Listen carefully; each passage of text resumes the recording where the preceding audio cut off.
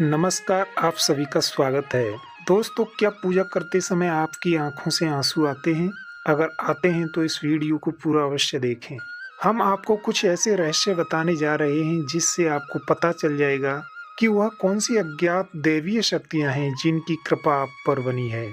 दोस्तों, हमारे प्राचीन ग्रंथों के अनुसार शुरुआत में यह ब्रह्मांड खाली था। हर तरफ केवल अंधकार था। उसके बाद अचानक ही एक विशालकाय शिवलिंग प्रकट हुआ, जिससे यह संपूर्ण ब्रह्मांड ऊर्जा से भर गया।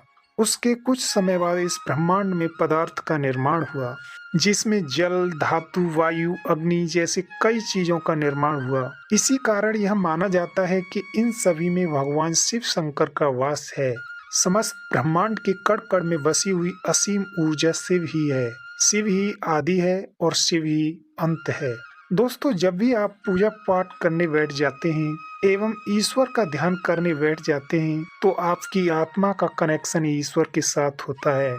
ईश्वर सर्वव्यापी है, समस्त सजीव एवं निर्जीव चीजों में उनका वास है।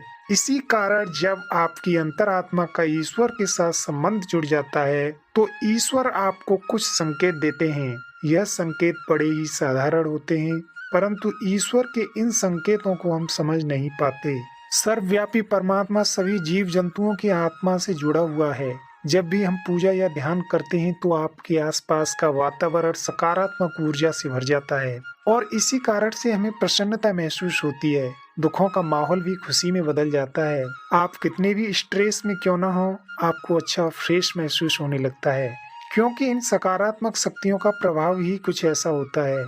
कई बार विद्यार्थी पढ़ाई करते समय माँ सरस्वती का ध्यान करते हैं, उनकी आंखों में आंसू आ जाते हैं अथवा अचानक से नींद आने लगती है। इसका अर्थ है कि माँ सरस्वती की कृपा उस विद्यार्थी पर बन रही है।